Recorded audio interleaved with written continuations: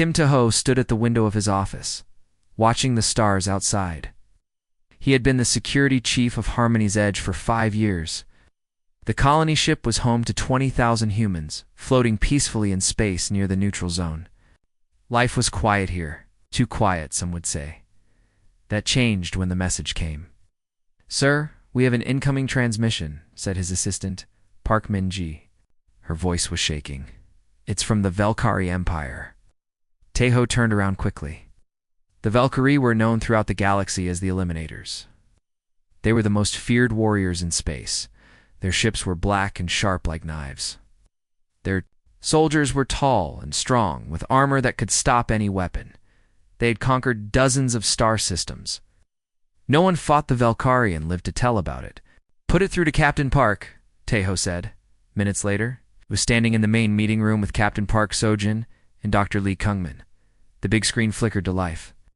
A tall figure appeared on the screen. It was a Valkyrie warrior. But something was different. This one was not holding weapons. His dark armor was polished, not battle-worn. "I am High Commander Raelthus of the Valkyrie Empire," the alien said. His voice was deep and careful. "I come with a request, Captain." Park stepped forward. She was a small woman, but she never showed fear. "What do you want with us?"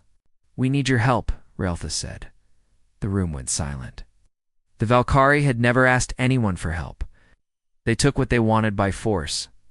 "Help with what?" Dr. Lee asked. "Our young," Raelthus said. "We want you to protect our young." Ho! Felt his mouth fall open. This was impossible. The Valkyrie were asking humans to guard their children.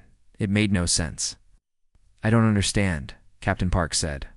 "Why would you trust us with your children?" "Because you are the only species that can do this job," Raelthus said. "We have watched you for many years. You protect all young life, not just your own. You risk your lives for children who are not even your blood." "That's true," Dr. Lee said quietly. "But why can't you protect your own young?" Raelthus was quiet. For a long moment, when he spoke again, his voice was softer. "We are warriors. We are built to fight and conquer.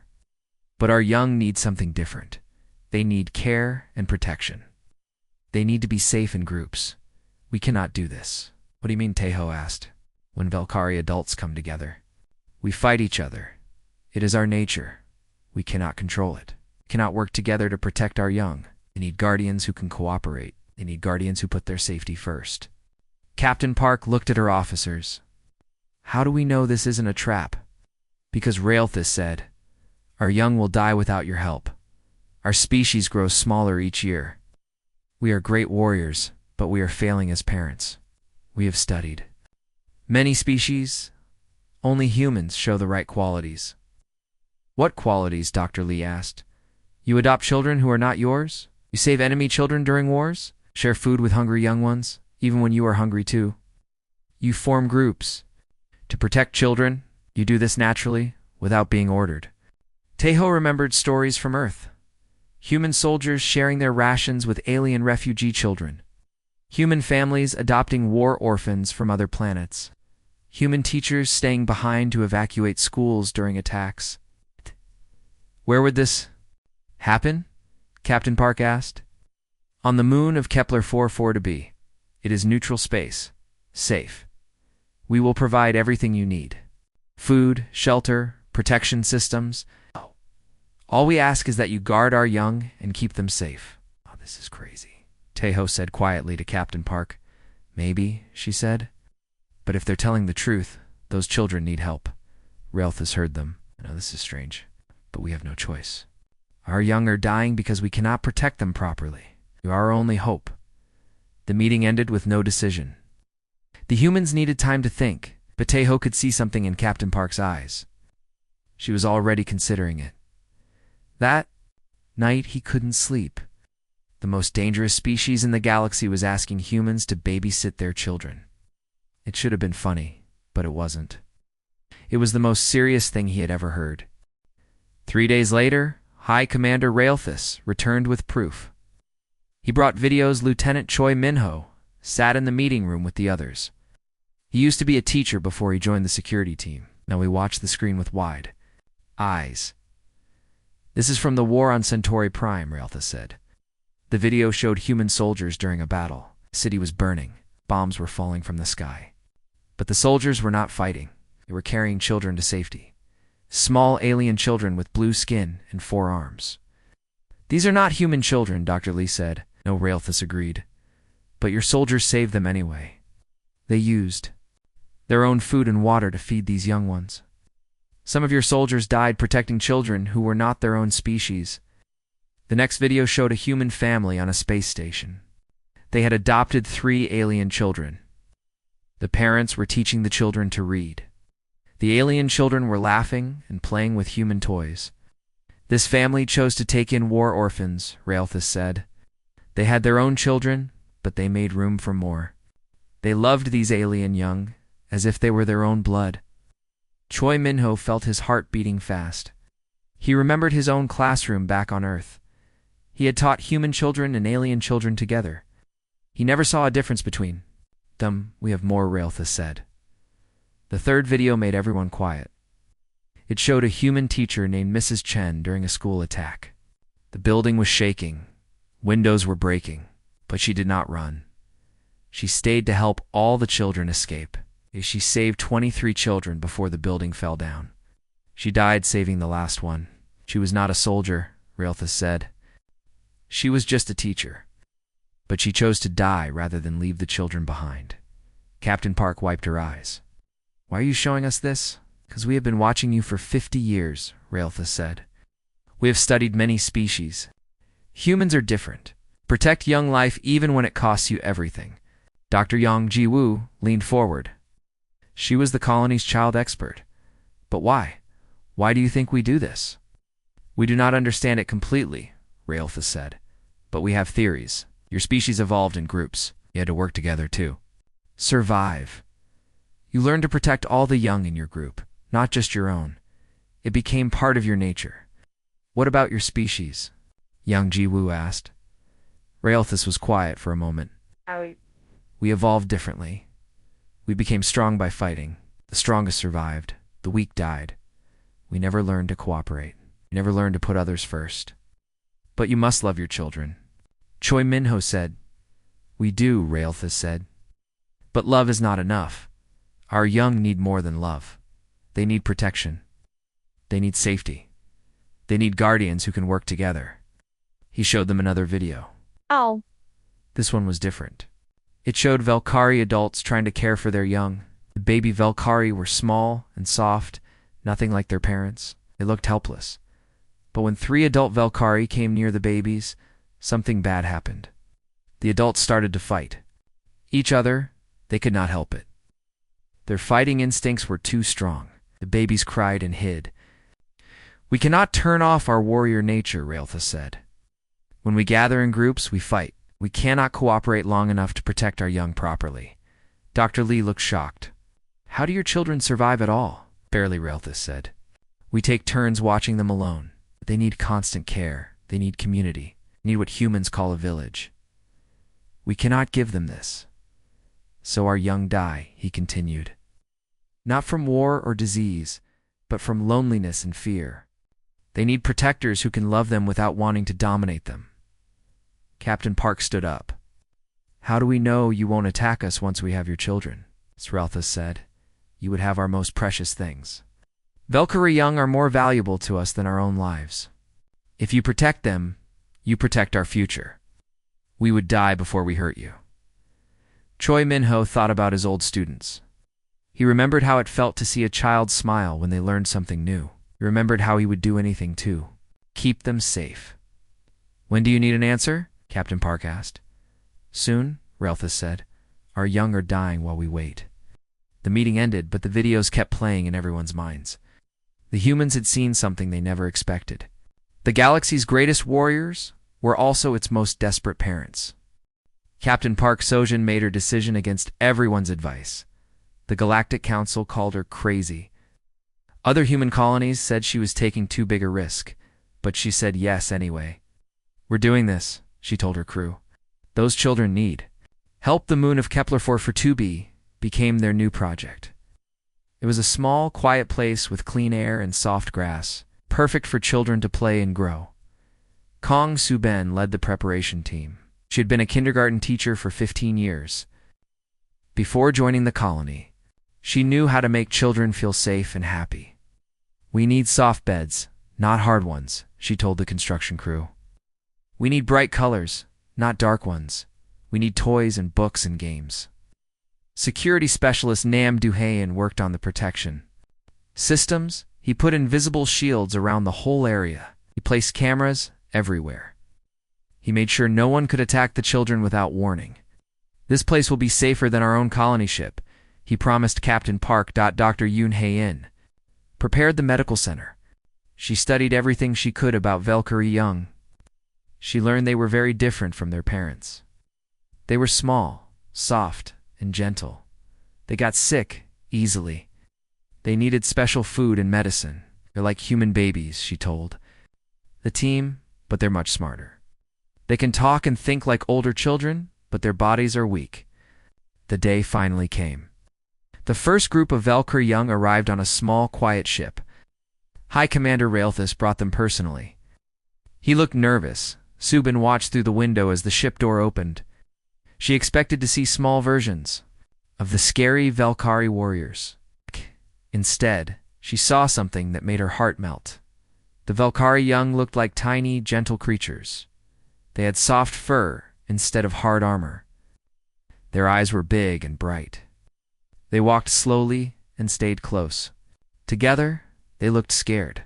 "Hello, little ones," Su-ben said softly as they entered the building. The first young Valkyrie, small one with silver fur, looked up at her. "Are you our new guardian?" he asked. His voice was quiet and sweet. "Yes," Su-ben said, kneeling down. To his level, "My name is Su-ben. I'm here to keep you safe." "I'm Kale," the young one said. "I'm scared." "That's okay," Su-ben said. "Being scared is normal, but you're safe now." Within hours, something amazing happened. The Valkyrie young began to trust their human guardians. They followed Su-ben around like baby ducks. They held hands with security guard Nam Do-haen. They laughed when Dr. Yoon made funny faces. "This is incredible," Dr. Yoon told Captain Park. "They're bonding with us faster than human children would." "They're starving for attention," Su-ben said. "They've never had adults who could just focus on caring for them." The young Valkyrie were incredibly smart. They learned human words in days. They understood complex ideas. But they were also very emotional. They cried when they were lonely. They hugged their guardians when they were happy. "Look at this," Nam Do-haen said, showing a video to the others. It showed little Kale teaching a human child how to play a Valkyrie game. "They're not just learning from us. They're sharing their own culture."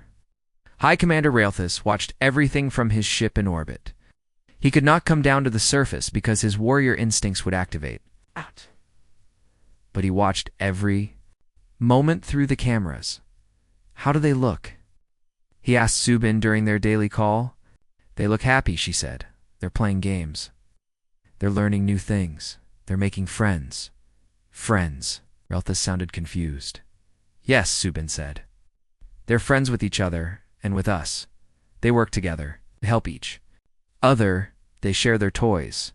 "Valkyrie do not have friends," Raelthus said quietly. "We have allies or enemies. Well, your children are different," Su-ben said. "They're learning to care about others." 3 weeks later, something special happened. A young Valkyrie named Vera got sick. Instead of just calling for help, the other young ones took care of her. They brought her water. They told her stories. They stayed with her until she felt better. "Did you see that?" Dr. Yoon asked Su-ben.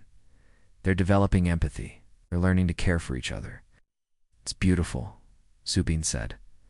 That night, Su-ben looked out at the stars. She thought about Raelthus watching from his ship. She thought about the other Valkyrie, parents who were trusting humans with their most precious gifts. She picked up her communication device. "Raelthus, are you there?" "Yes, Guardian Su-ben." "How are my young?" "They're not just surviving," she said. "They're thriving. They're becoming something new, something wonderful." "What do you mean?" "They're becoming warriors who can also love. Strong like their parents, but gentle like children should be." For For the first time, Subin heard something in the Valkyrie commander's voice that she had never heard before. He was crying. "Thank you," he whispered. "Thank you for giving us hope." 6 months after the sanctuary opened, danger came. The Nexus Collective was another alien race. They hated the Valkyrie. They had fought many wars against them. When they learned about the sanctuary, they saw a chance to end the Valkyrie forever. "We kill their young. They will have no future," said the Nexus leader. Commander Beiwu Jin was on duty when the attack started. The alarms screamed. Red lights flashed everywhere. "Nexus ships incoming," shouted his assistant. 12 attack ships. Beiwu Jin looked at his small team. They had only 4 human ships and 20 soldiers. The Nexus had hundreds of warriors. "Give the children to the underground shelters," he ordered. Now teacher Han Mikyung ran through the sanctuary halls. "Everyone follow me," she called too. "The Velkar young. We're going to play a hiding game." Little Kale grabbed her hand. "Are the bad aliens coming?" "Yes," she said honestly. "But we won't let them hurt you." The children ran to the shelters. Human guards stayed above to fight. The battle was terrible. Nexus soldiers landed on the moon. They had big guns and strong armor. The humans fought back with everything they had. Veteran soldier MJ Soon held the main door. 3 Nexus soldiers came at him. He fought them alone to give the children more time to hide. "Cannot win, human," one Nexus soldier said. "I don't need to win," MJ Soon said. "I just need to buy time." He died fighting. But he stopped the enemies from reaching the children. Guardian Park Young-soo was wounded in the leg, but he kept fighting. When a Nexus soldier broke through to the shelter entrance, Young-soo threw himself in front of the door. "You want those children?" he said, bleeding but still standing. "You have to go through me." The battle lasted for hours. When it ended, 7 humans were dead, and many more were hurt. But every single Valkyrie child was safe. The Valkyrie adult fleet arrived just as the fighting finished. High Commander Raelthis saw the human bodies. He saw Young-soo holding an injured Valkyrie child while his own blood covered the ground. "Why, Raelthis?" asked Young-soo. "Why did you die for our young?" Young-soo smiled weakly. "Because they're not just your young anymore. They're our children too." After the attack, everything changed. The Valkyrie had always thought emotions made warriors weak. But they saw humans fight harder because they loved the children. They saw humans die willingly to protect young ones who were not even their own. Species. Elder Valkyrie warrior Kethmer came to the sanctuary. He had never shown emotion before. But when he saw the graves of the human defenders, tears ran down his face. "We were wrong," he told Captain Park. "We thought caring made warriors weak. But your people fought like legends because they cared." Shin Yongji worked with the frightened children after the attack. Some of them had bad dreams. Some were afraid to play outside. "The bad aliens are gone," she told them gently. "The humans who protect you are still here." Little Vera, who had been sick before, did something amazing. She saw that Dr. Shin looked tired and sad, so Vera brought her a flower from the garden. "This will make you feel better," Vera said. "Just like you made me feel better when I was sick." Dr. Shin started crying. "Thank you, sweet one." The Valkyrie children were changing. They were still smart and strong like their parents. But they were also kind and caring like their human guardians. Guardian Coordinator Lee Sang-min wrote reports about the changes. "The young ones are developing in ways we never expected," he wrote. "They're becoming protectors, not just warriors." One day, a new human child arrived at the sanctuary. His parents had died in a space accident. He was scared and alone. The Valkyrie young immediately surrounded him. They shared their toys with him. They told him stories to make him feel better. They protected him from his nightmares. "Look at this," Subin said to the other guardians. "The Velkar children are taking care of the human child. They're becoming guardians themselves." High Commander Raelthis watched from his ship. He could not believe what he was seeing. His people's young were learning to love and protect others. "Son is becoming something I never was," he told Subin during their daily call. "He is strong, but he is also gentle. He can fight, but he chooses to care." "Is that bad?" Subin asked. No, Raelthus said. It is beautiful, is what we should have been all along. 5 years passed. The first group of Valkyrie young grew into teenagers. They were tall and strong like their parents, but they were also kind and caring like their human guardians. Young Kale, now grown, became the first Valkyrie human translator. He could understand both species perfectly, helped other aliens learn to trust humans too. Humans don't just protect children, he told a group of scared alien parents. They teach children how to be better than their parents ever were. The Valkyrie officially created the Human Guardian Protocol. All future Valkyrie young would be raised in human-supervised sanctuaries. Other alien species heard about the program and wanted the same thing for their children. Captain Park, now Admiral Park, managed 12 different sanctuaries across the galaxy. Each one was run by humans, who loved children from many different species. "We're not just babysitters," she told her staff. "We're raising the next generation of galactic citizens." In the newest sanctuary, human children, Valkyrie young, and alien children from 6 different species played together. They learned from each other. They protected each other. They became friends across species lines. High Commander Raelthus finally came down to visit the sanctuary. His warrior instincts were still strong, but love for his son was stronger. "Hello, Father Kale," said, giving him a hug. Raelthus stiffened at first. Valkyrie warriors did not hug. But then he hugged his son back. "You are not what I expected you to become," Raelthus said. "I am what you needed me to become," Kale said. "I am strong enough to fight, but wise enough to know when not to fight." Subin watched the reunion with tears in her eyes. She thought about all the human guardians who had died protecting these children. She thought about how their sacrifice had changed the galaxy. "Was it worth it?" Admiral Park asked her. Subin looked around the sanctuary. She saw children from different worlds playing together. She saw a young Valkyrie teaching human children their games. She saw former enemies becoming friends. "Yes," she said. "It was worth everything." That night, Raelthus spoke to the Valkyrie High Council. "We have learned something important," he said. "True strength is not the power to destroy. True strength is the courage to protect and love." The galaxy was changing. The most feared warriors had learned to love. The most caring species had learned to be strong. The children they raised together would build a better future for everyone. The humans had done more than guard alien young. They had taught an entire species how to hope again.